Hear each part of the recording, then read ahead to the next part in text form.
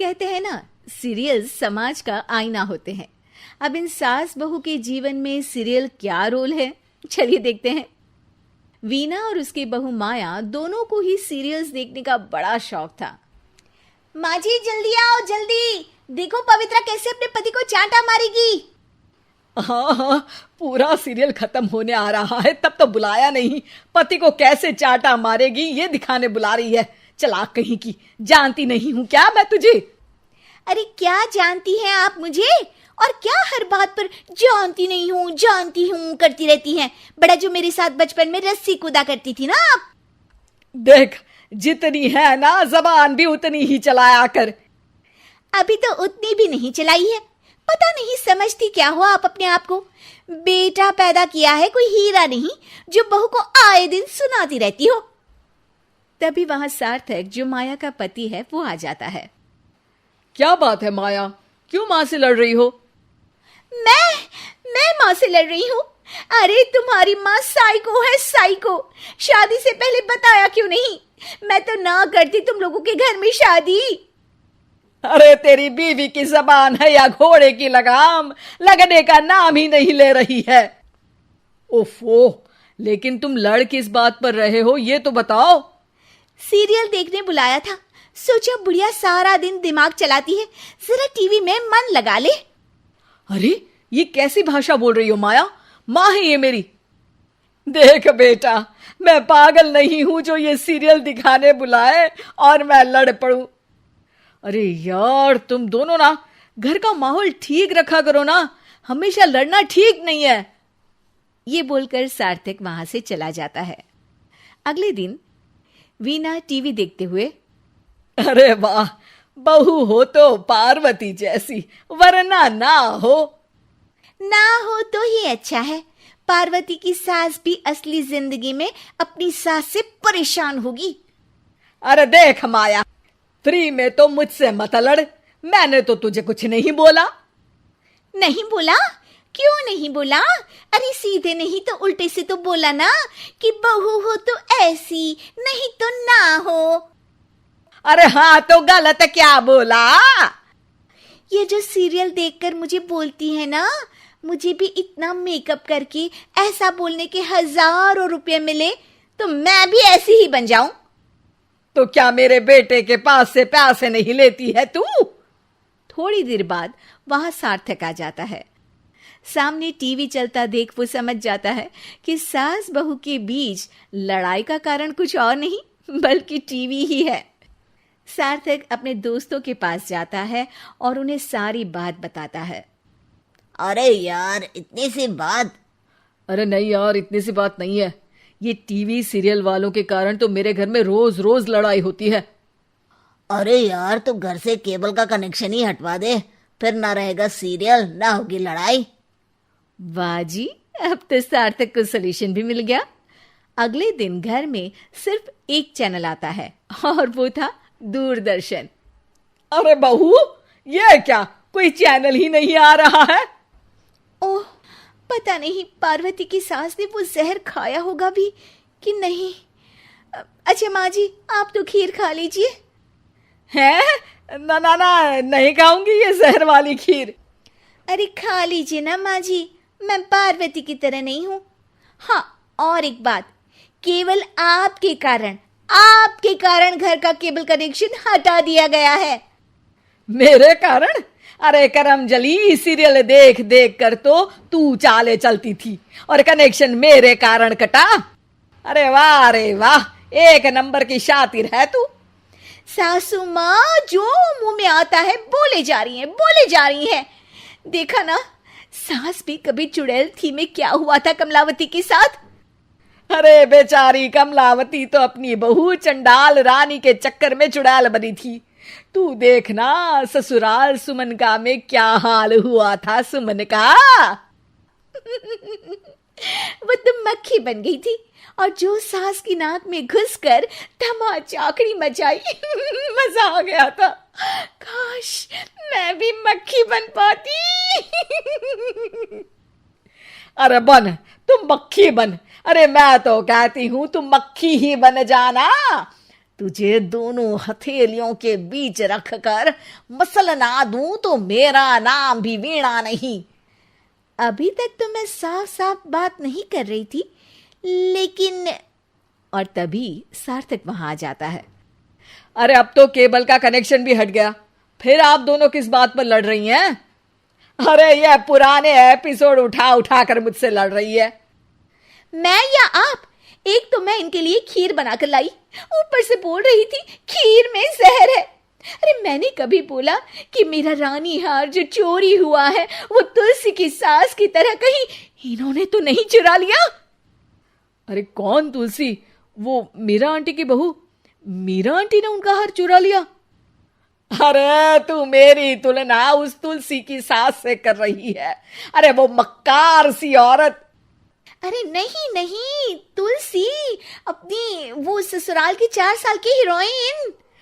ओ हे भगवान, ये सीरियल सास बहू की जिंदगी बर्बाद करके ही रहेंगे। जलेबी बाई। वर्मा जी के यहाँ एक काम वाली आई। उसका नाम था जलेबी बाई, क्योंकि उसके कोई भी काम सीधे नहीं होते थे। बात हो या काम, हर चीज घुमा के ही करती थी। अरे साहब, वो जो स्कूल में बच्चों की होती है ना, वो मुझे चाहिए।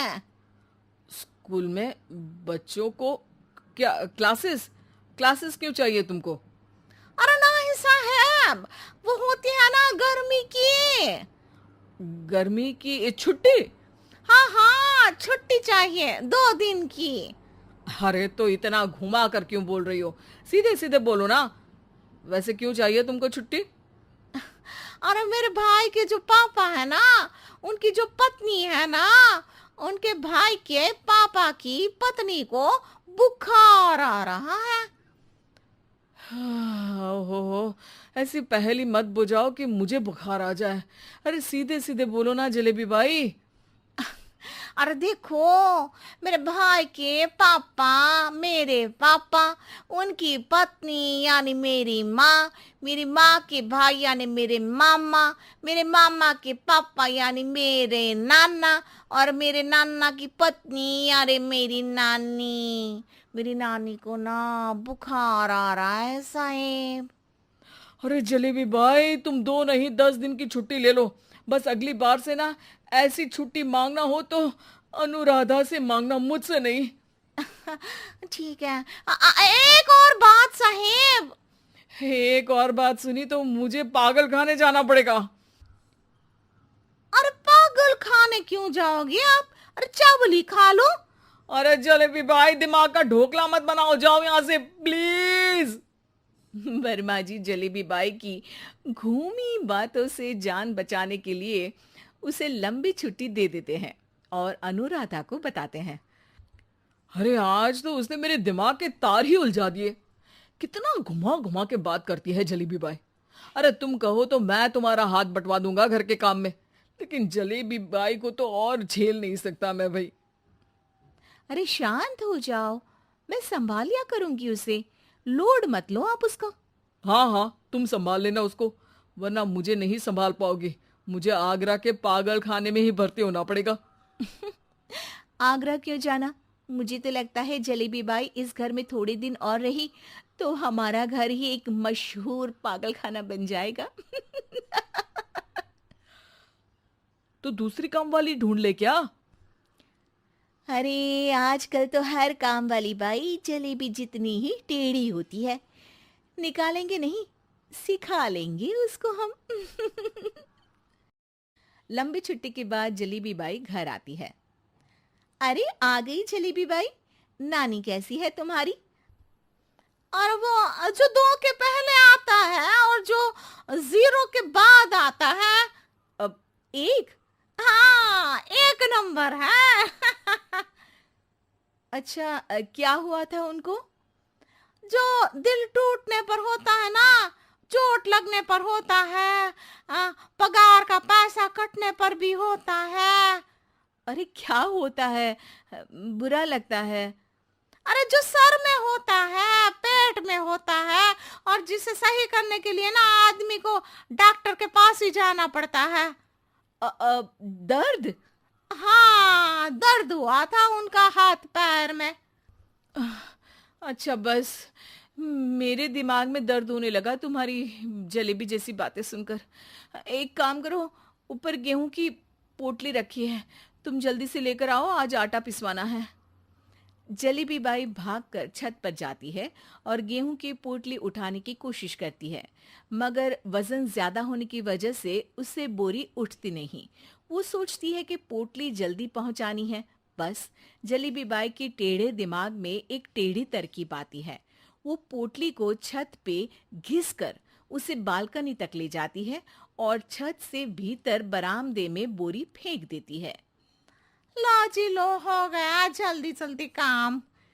नीचे पहुंचती है तो देखती है कि अनुराधा वहां उसे गुस्से से देख रही है और नीचे पूरा गेहूं बिखरा पड़ा है। ये क्या किया? अरे पोटली में वजन ज्यादा था, आपने कहा था जल्दी से ले आओ, तो इससे जल्दी कैसे करती मैं बताओ तो। हाँ, अरे एक काम तो सीधा करो, अब क्या करेंगे इन गेहूं का? सब सत्यानाश कर दिया। अनुराधा सोच लेती है कि अब इस जलेबी को सीधा करना ही पड़ेगा, वरना बहुत परेशानी हो जाएगी। जलेबी बाई फिर भी सुधरती नहीं है।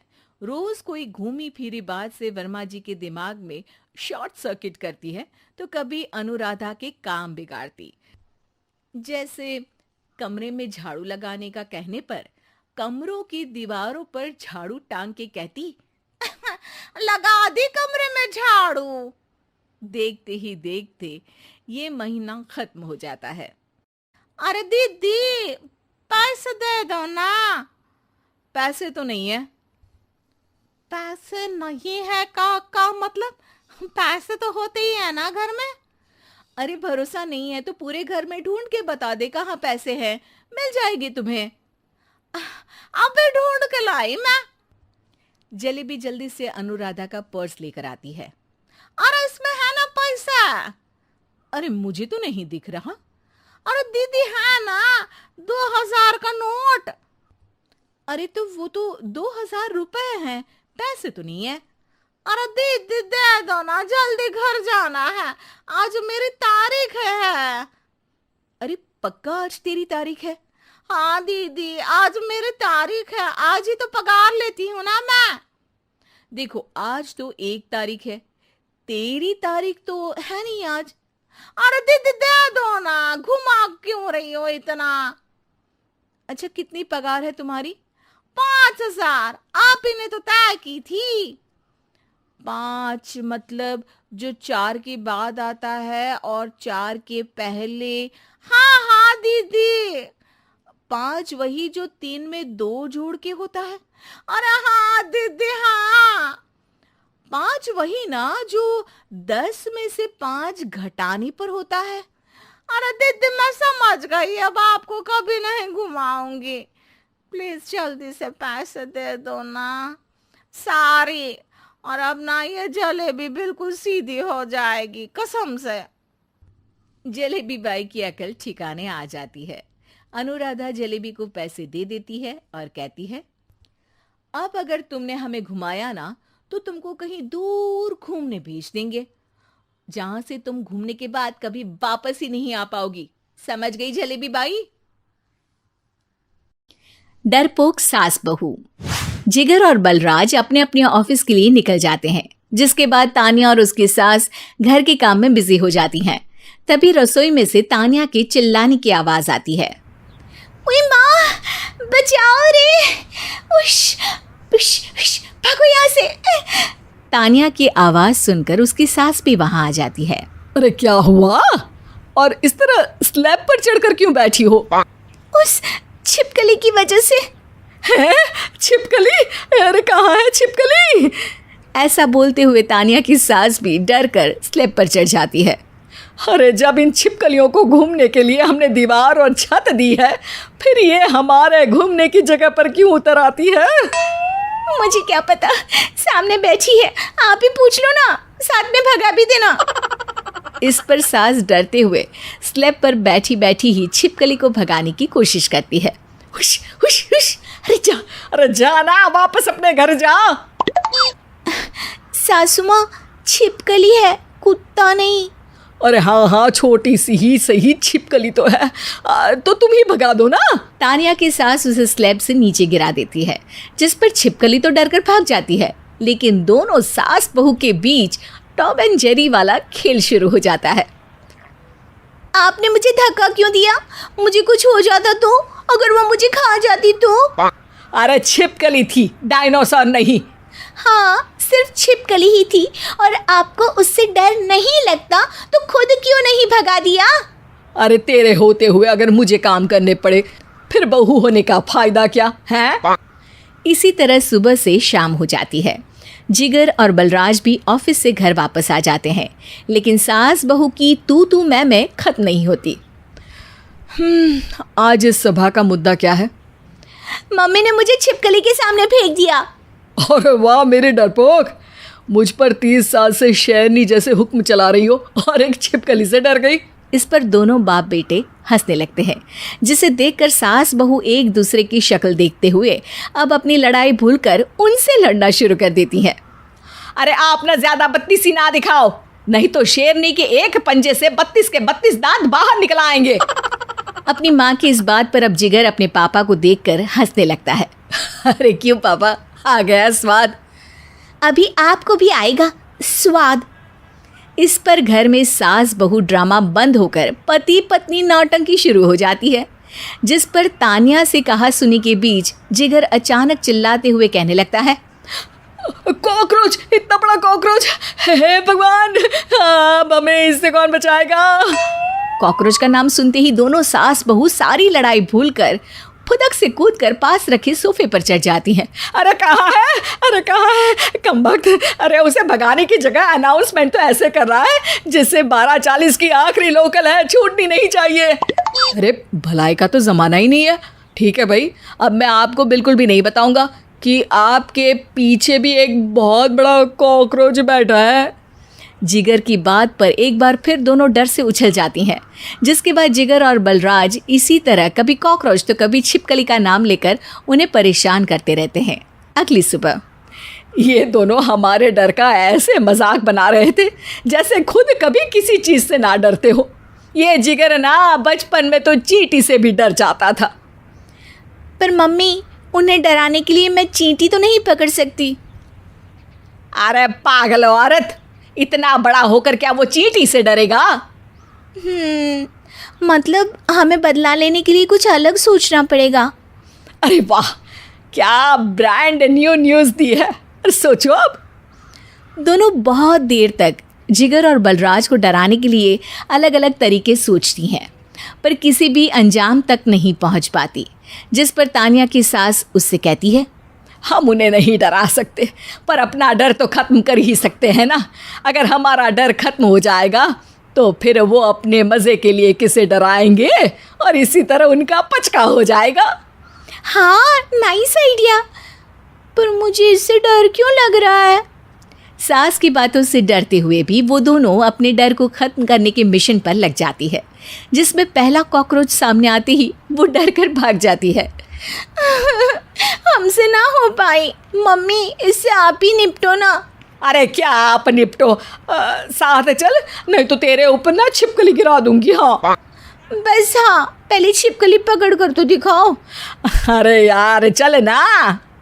इस पर दोनों भगवान का नाम लेते हुए एक वाइपर लेकर कॉकरोच के पास जाकर डरते डराते उसे भगा देती हैं, जिसके बाद उनमें थोड़ी हिम्मत आती है और वो दिन ब दिन एक एक कर अपने हर डर पर काबू पाने लगती हैं। कुछ हफ्तों बाद, वाह मम्मी, आइडिया तो मस्त था। अब कॉकरोच हो या उसका बाप, मैं किसी से नहीं डरती। अरे शाबाश। और मैं छिपकली हो या उसका पूरा गैंग, सबके छक्के छुड़ा दूंगी। पर मम्मी जी, उससे पहले किसी को सबक सिखाना है। उसी रात जब बलराज और जिगर टीवी देख रहे होते हैं तो दोनों सास बहू प्लान बनाकर छुपके से उन पर नकली छिपकली और कॉकरोच फेंक देती हैं, जिसे देखते ही वो दोनों अपनी जगह से उछल खड़े होते हैं। अरे ओए माँ, छी ये छिपकली कहाँ से आ गई? ओह, इस कॉकरोच को मेरे ऊपर से हटाओ ना। अरे क्यों बेटे, कैसे माँ याद आ गई? जब माँ को डर लग रहा था तब तो बहुत खिल्ली उड़ा रहे थे। ससुर जी, कॉकरोच से तो हम जैसे डरपोक डरते हैं, फिर आज आपको क्या हुआ? दोनों हंसने लगती है, जिससे जिगर और बलराज को भी उनकी गलती का एहसास होता है। देवरानी जिठानी। एक दिन शिवानी और प्रज्ञा रसोई में खाना बना रही होती हैं। तभी प्रज्ञा को रसोई में एक चूहा दिखता है और वो जोर से चिल्ला पड़ती है, दीदी, वो देखो चूहा। वो डर के स्लैब पर चढ़ जाती है। अरे चूहा ही तो है, तू तो ऐसे डर रही है जैसे तूने कोई भूत देख लिया हो। कितनी डरपोक है तू भी ना प्रज्ञा। आप ज्यादा हंसो मत दीदी, हर इंसान को किसी ना किसी चीज से डर लगता है। लगता होगा, पर मुझे तो किसी चीज से डर नहीं लगता। मैं तो बहुत बहादुर हूं, पर तू हद कर दी भाई, एक चूहे से डर गई है। एक दिन प्रज्ञा अपने कमरे से बाहर निकल रही होती है और तभी शिवानी उसे पीछे से आकर डरा देती है। प्रज्ञा एकदम से उछल पड़ती है। दीदी, ऐसे भी कोई मजाक करता है क्या? अरे जरा अपनी शक्ल तो देख, एकदम बैंगन की तरह नीली पड़ गई है। अरे मेरी देवरानी इतनी बड़ी डरपोक है, मुझे तो पता ही नहीं था। आप ऐसे चौंकाओगे तो कोई भी डरेगा ना। अरे नाना, कोई बहाना अब काम नहीं आएगा। आज से ना तुम्हारा नाम है डरपोक प्रज्ञा। शिवानी प्रज्ञा का मजाक उड़ाकर चली जाती है। प्रज्ञा शिवानी की मजाक उड़ाने की आदत से परेशान हो जाती है। जब देखो मेरा मजाक उड़ाती रहती है, इनकी शिकायत तो मम्मी जी से करनी ही पड़ेगी मुझे। प्रज्ञा अपनी सास के पास जाती है और उन्हें सारी बात बताती है कि किस तरह उसकी जिठानी उसके डर का मजाक उड़ाती है। ओहो, तो बड़ी बहू को बड़ा घमंड है अपनी बहादुरी पर। कोई नहीं, अभी उसका घमंड तोड़ देते हैं। मेरे पास एक तरकीब है छोटी बहू, एक काम कर तू। प्रज्ञा की सास उसे अपनी जिठानी को डराने का प्लान बताती है। ये तो बहुत अच्छा आइडिया है मम्मी जी, क्या बात है। आइडिया सुनकर लग रहा है कि आप अपने बचपन में काफी शरारती रही होंगी मम्मी जी। अब आएगा मजा मेरी बहादुर जिठानी जी को। प्रज्ञा अपनी जिठानी को डराने का एक प्लान बनाती है। रात में वो शिवानी के पास जाती है और कहती है, दीदी, मुझे ना बहुत डर लग रहा है। क्या हुआ मेरी डरपोक देवरानी? दीदी, मैं छत पर गई ना तो मुझे ऐसा लगा कि कोई वहां है। ऐसा लगा जैसे मुझे कोई वहां देख रहा था, जैसे कोई साया। अरे क्या बक रही हो, तेरा वहम होगा। नहीं नहीं दीदी, आप चलो ना प्लीज मेरे साथ, मुझे तो बहुत डर लग रहा है। मेरी एक साड़ी सूख रही थी, वही लानी है। प्लीज आप चलिए ना ऊपर मेरे साथ। ओफो, चल। प्रज्ञा शिवानी को बहाने से छत पर ले जाती है और वो उसके पीछे चल रही होती है। ले आ गए हम छत पर, कहाँ है भूत, दिखा, कहीं तो है नहीं। तभी प्रज्ञा चुपके से सीढ़ियों पर छुप जाती है और शिवानी छत पर अकेली रह जाती है। अरे प्रज्ञा, कहाँ चली गई? प्रज्ञा एकदम से सीढ़ियों का दरवाजा बंद कर देती है। अब शिवानी को डर लगने लगता है। मैं नीचे चली जाती हूँ। लगता है प्रज्ञा भी नीचे ही चली गई है। तभी उसके सामने एक खुले बाल सफेद साड़ी में औरत खड़ी होती है। शिवानी उस औरत को देखकर डर जाती है। हाल तू जलाल तू आई बला को टाल तू, हाल तू जलाल तू आई बला को टाल तू।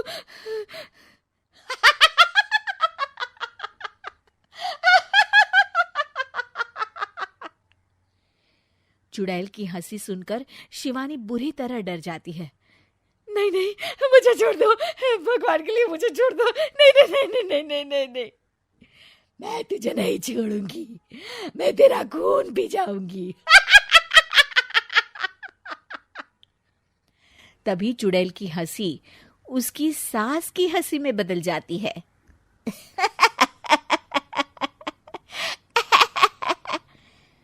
मम्मी जी, ये तो मम्मी जी की आवाज है। शिवानी आंख खोलती है तो सामने उसकी सास चुड़ैल का मेकअप करके खड़ी होती है और प्रज्ञा और उसकी सास जोर जोर से हंस रहे होते हैं। क्यों मेरी बहादुर जेठानी जी, आप तो कहती थी कि आप किसी से नहीं डरती। ये तुमने अच्छा नहीं किया प्रज्ञा। और सासू माँ, आप भी इसके साथ मिलकर। और नहीं तो क्या बहू, तुम अब मेरी छोटी बहू का ऐसे मजाक बनाओगी तो मुझे तो चुड़ैल बनना ही पड़ेगा ना। प्रज्ञा और उसकी सास और जोर जोर से हंसने लगते हैं और शिवानी गुस्से में नीचे चली जाती है। दीवार पर टंगी सास। पंजाबी में कहावत है, सास चंगी होवे या ते दीवार ते टंगी होवे। संगीता की शादी भी एक ऐसे ही घर में होती है जहां उसकी सास दीवार पर टंगी होती है। ससुर और पति शादी के पहले दिन उसे सास के फोटो के सामने ले जाते हैं, जहां ससुर जी कहते हैं, बेटा संगीता, ये तुम्हारी सास थी, बहुत नेक और भली, लेकिन थोड़ी गुस्सैल थी। गुस्सा आने पर सब तहस नहस कर देती थी, पर अब ये इस दुनिया में नहीं है। हाँ संगीता, माँ होती तो तुम इनकी कोई बात टाल नहीं सकती थी, वरना तो माँ घर में भूचाल ले आती। संगीता मन में खुश होती है कि अच्छा है कि ऐसी औरत अब इस घर में नहीं है, लेकिन दिखावे के लिए वो जैसे ही सास की फोटो के सामने हाथ जोड़कर खड़ी होती है, ये क्या? सास उसे देखकर मुस्कुराने लगी। संगीता आंखों को मलकर एक बार फिर से देखती है, लेकिन फिर सास के चेहरे का भाव, भंगिमा यानी एक्सप्रेशन बिल्कुल बदले होते हैं। वो अपने पति और ससुर को कहती है, माँ की तस्वीर तो स्माइल कर रही है। ना बेटी, ये कैसे संभव है? जरूर तुम्हें कोई गलती हुई होगी, ऐसा कैसे हो सकता है? लगता है तुम शादी की सारी फॉर्मेलिटी करते करते थक गई हो, तुम्हें आराम की जरूरत है संगीता। खैर, सारे संगीता की बात को इग्नोर कर कमरे में चले जाते हैं। वैसे सास की फोटो पर एक्सप्रेशन एक के बाद एक बदलते ही रहते हैं। सुबह होती है, पति और ससुर को काम पर भेजकर संगीता कमरे की सफाई करने में लग जाती है कि तभी उसे आवाज आती है, टेबल ठीक से साफ करो। ऐसे भी कोई टेबल साफ करता है? इससे अच्छा तो ये गंदा ही था। किसी औरत की आवाज सुन संगीता दंग रह जाती है और सोचने लगती है कि आवाज कहाँ से आई। आवाज को नजरअंदाज कर वो फिर से अपना काम करना शुरू करती है, लेकिन इस बार तो आवाज बिल्कुल उसके कान के पास से आती है। मेरा घर है ये, जब तक मैं थी चमका कर रखती थी, हर एक चीज शीशे की तरह थी। तुम्हें तो ना सफाई आती है ना कुछ पता है। क्यों तुम्हें मेरे घर की जिम्मेदारी दे दी गई है? पता नहीं तुम में मेरे बेटे को क्या दिखाई दिया। मैं होती तो एक से बढ़कर एक लड़कियों की लाइन लगा देती। अब संगीता को समझने में देर नहीं लगी कि ये आवाज किसी और की नहीं बल्कि उसकी सास की है, जो दीवार पर टंगी है। वो उसके पास जाती है और कहती है, नमस्ते सासू माँ, मुझे तो कल ही लग रहा था कि दीवार में कुछ काला है। वो दीवार नहीं, दाल होती है पगली। सही पकड़े हैं सासू माँ। तो क्या हो गया आपको जो आप यहाँ भी चैन से नहीं बैठी हैं? सुना मैंने आपका व्यवहार काफी गुस्से वाला था। चुप रह तू, ज्यादा बकर बकर ना कर। घर का काम करना तो आता नहीं, आई है मुझसे बहस करने। हाँ देखिए सासू माँ, मैं आपसे साफ साफ कह देती हूँ, मुझसे पंगा लेने की कोशिश मत करिएगा। तभी पीछे से संगीता का पति आता है। अरे संगीता, किससे बात कर रही हो? कौन है वहाँ? संगीता की सास की फोटो फिर से पहले जैसी हो जाती है। आपकी माँ से कह रही थी कि मुझे काम करना आता। अरे संगीता, माना सास के ताने हर बहू को अच्छे लगते हैं, लेकिन यहाँ तो माँ है ही नहीं, तुम तो फोटो से ही। तुम भी लाजवाब हो संगीता। किसी को विश्वास नहीं होता कि संगीता अपनी मरी हुई सास की फोटो से बात करती है। वहीं आए दिन संगीता की सास संगीता को किसी न किसी बात पर आते जाते ताने देती। संगीता को भी अब सास के तानों और उनसे बात करने की आदत हो गई। वो कभी खानदान की कहानी तो कभी तीज त्योहार कैसे मनाए या किसी व्यंजन की रेसिपी सास से ही पूछती।